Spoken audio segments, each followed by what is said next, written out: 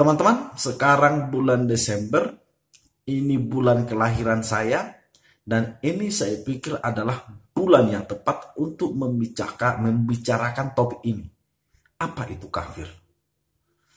Apa itu kafir? Topik ini sangat seksi dan menemukan momentumnya pada bulan ini, karena pada bulan Desember ini adalah isu yang seksi yang selalu mengemuka ke atas dari tahun ke tahun. Biasanya adalah haram tidaknya mengucapkan selamat hari Natal kepada kaum Nasrani bagi orang Muslim.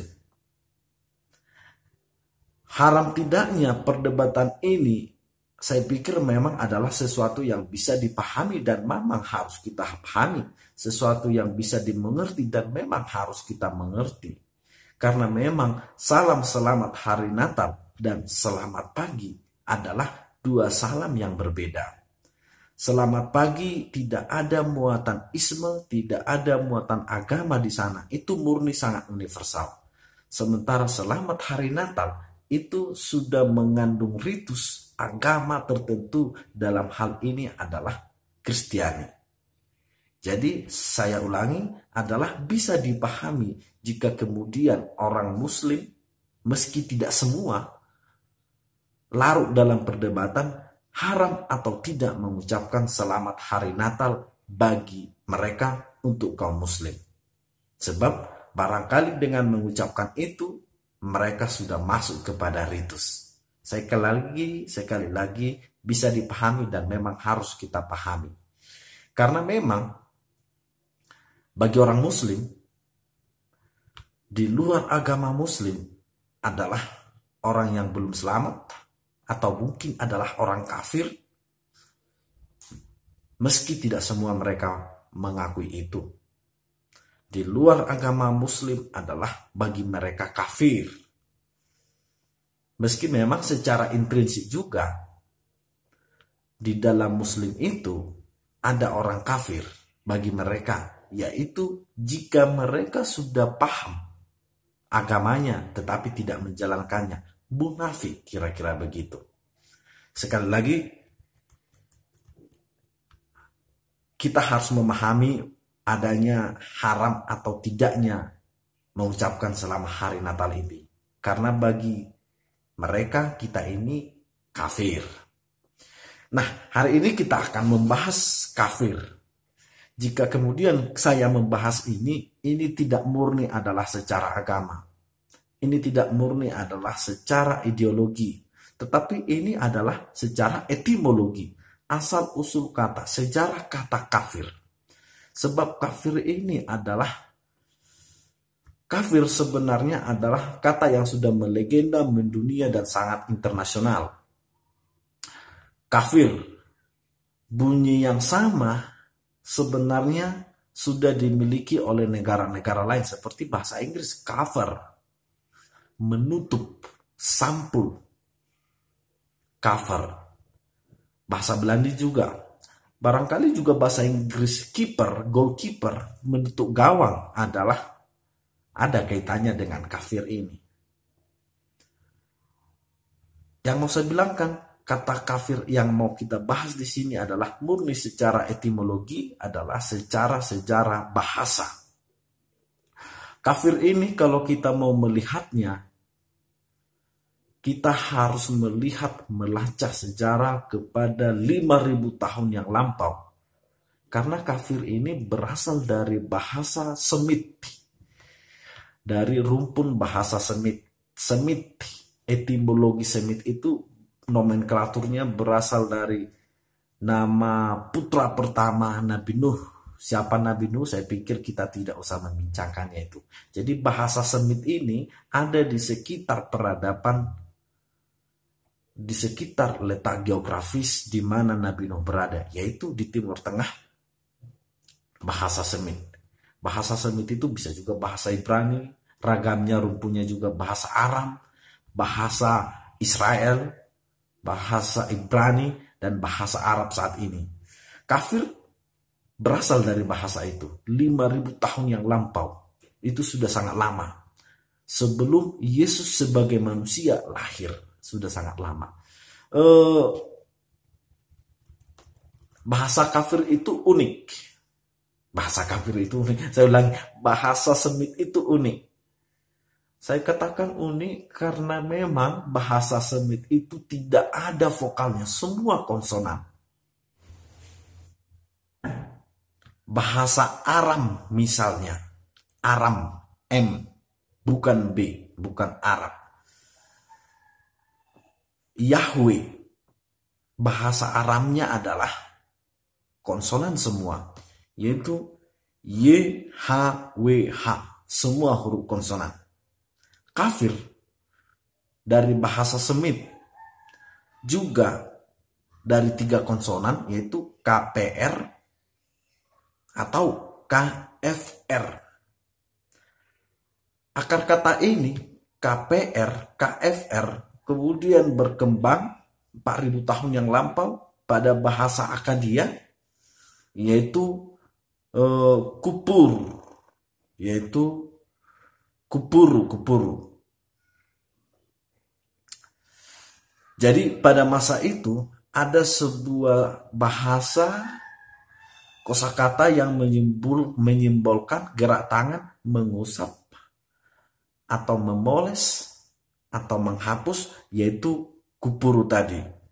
Dari sanalah kemudian berkembang 2 makna utama. Dari kupuru itu menghapus, menutup, yang kemudian berkembang 2 makna. Yang pertama menggosok. Menggosok sehingga ada yang lepas. Menggosok pasti ada yang lepas. Dalam rangka membuang lapisan yang kotor, berarti mencuci. Itu yang pertama, menggosok sehingga ada yang lepas. Yang kedua adalah memoles sehingga ada yang kemudian bertambah. Dalam hal ini artinya mungkin adalah mengecat atau melapisi. Itu tadi kupuru, yang berakar dari KFR atau KPR tadi. Artinya menggosok sehingga ada yang lepas atau memoles sehingga ada yang bertambah. Jika kata ini kemudian kupuru, KFR, KPR itu didekatkan pada bahasa agama, pada religius, pada agama, maka itu adalah sebuah upaya menghapus hal-hal yang najis, hal-hal yang kotor, dosa, supaya kita kembali terlihat bersih. Jika kata ini didekatkan dengan bahasa agama, semacam pertobatan, begitu. Teks Akkadia menyebut bahwa upacara menghapus dosa yang melibatkan. Teks Akkadia menyebutkan bahwa acara menghapus dosa biasanya melibatkan dengan simbol mencuci tangan, membersihkan kuil, membakar kemenyan, membuang barang-barang najis juga ke gurun, menyembelih kambing, lalu mayatnya dibuang ke sungai. Itu adalah salah satu ritus untuk kembali membersihkan diri, kupur.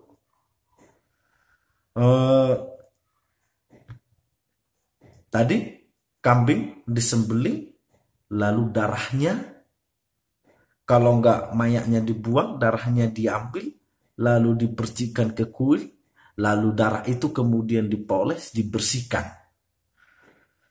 Jadi darah itu digosok. Di sana ketika darah itu sudah menempel ke kuil, ada kegiatan menggosok kembali atau menyucikan kembali darah yang kotor tadi.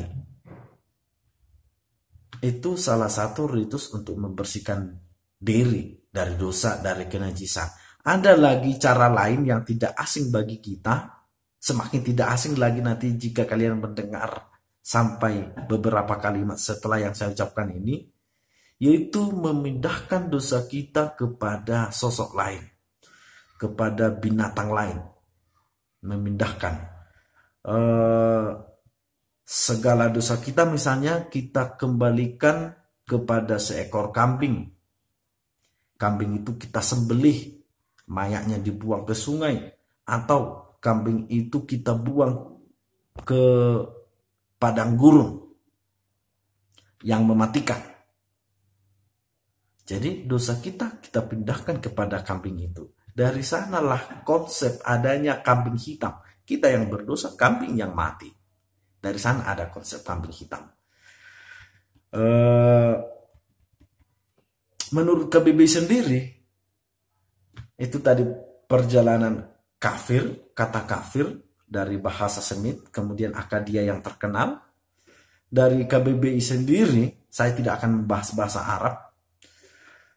Kafir artinya adalah orang yang tidak percaya kepada Allah dan Rasul-Nya. Kafir adalah orang yang tidak percaya kepada Allah dan Rasul-Nya. Jika kemudian arti Rasul-Nya di sini adalah Muhammad, Nabi bagi orang Muslim, sebagai Kristen saya tidak percaya, berarti barangkali saya kafir. Dalam hal ini jika orang Muslim mengatakan selama hari Natal adalah hal yang haram karena saya kafir, itu bisa sesuatu yang bisa dipahami dan harus kita pahami. Karena memang kafir sebagai konsep, masing-masing agama mempunyai konsep itu. Tidak hanya Islam, bahkan Yahudi pun mempunyai konsep bahwa di luar agama, di luar negara Israel, itu bisa kita lacak adalah kafir. Jika Israel di sana adalah secara geografis, secara lokus, secara tempat, maka Indonesia, maka Amerika, maka bahkan Vatikan sekalipun adalah kafir. Tetapi saya pikir arti Israel di sana tidak demografis, tidak geografis, dan tidak secara lokus. Tapi kalau kita terjemahkan secara tekstual, maka kafir bagi Yahudi adalah di luar bangsa Israel. Pada Kristen ada agak lebih lembut lagi, itu pada khotbah Yesus. Siapa yang berkata kafir pada saudaranya, maka dia akan dihadapkan ke Mahkamah Agung. Menarik, ke Mahkamah Agung. Bukan ke pengadilan terakhir. Yesus diadili pada Mahkamah Agung oleh Sanhedrin, tokoh-tokoh agama di Yahudi. Jadi barangkali kalau kita menyebutkan orang kafir, itu adalah masalah etika, sehingga harus diadili di Mahkamah Agung. Itu saya pikir dalam tafsiran saya. Pada intinya yang mau saya katakan kepada kita adalah, di samping kita harus menerima bahwasanya orang Muslim haram mengucapkan selamat Natal kepada kita karena itu adalah salam yang mengandung ritus bagi mereka. Kita harus memahami bahwa Natal kita tidak akan gagal jika mereka tidak mengucapkan selamat Natal kepada kita. Natal kita tidak akan sempurna juga jika mereka mengucapkan selamat Natal kepada kita. Inti kesempurnaan dan keberhasilan Natal kita adalah tergantung kita, tidak tergantung orang lain. Kita harus menghargai konsep mereka, sebagai mereka juga harus menghargai konsep kita. Bahwasanya kalau mereka memang kafir, memang haram mengucapkan selamat hari Natal kepada kita, kita harus mengerti sebatas itu jika hanya ungkapan. Jika kemudian memang perayaan kita, ritus kita digagalkan mereka, diganggu mereka secara aksi, baru itu adalah sesuatu yang tidak bisa kita pahami. Kalau sebatas verbal tidak bisa mengucapkan selamat Natal kepada kita, tetapi mereka menghormati ritus kita, itu adalah sesuatu yang bisa dipahami. Karena kalau kafir itu adalah artinya orang lain,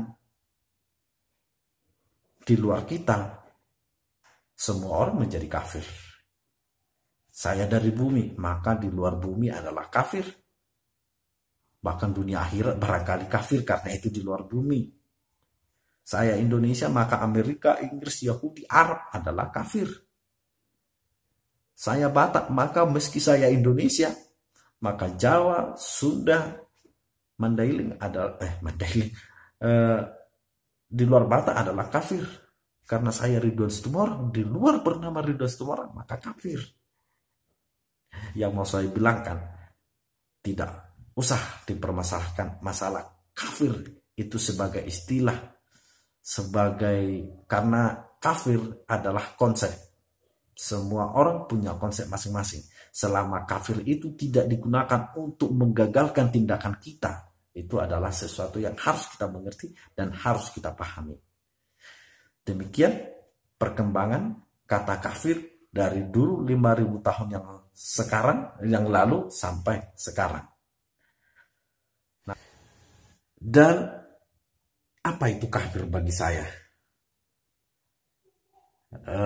Kafir itu menutup, ada cover, menutup. Dan memang kafir itu dekat dulu artinya kepada proses seorang bertani, menutup benih mungkin, menutup. Jadi kafir itu dalam pikiran saya tentu saja adalah menutup diri, sudah tahu ada kebenaran tetapi tetap menutup diri. Atau menutup diri pada kemungkinan kebenaran orang lain. Menutup diri bahwa mungkin orang lain benar, mungkin juga saya salah. Sudah dilihat kebenaran itu, tetapi dirinya tetap ditutup. Dia sudah tahu kebenaran itu, tetapi tidak dilakukan. Itu menurut saya konsep kafir. Tapi bukan secara agama. Karena memang konsep lama-lama akan berkembang. Sebagaimana ketika Paus Fransiskus mencuci kaki kaum muslim, Paus Fransiskus menyebutkan bahwa mereka juga adalah kaum beriman. Saya pikir kita semua beriman.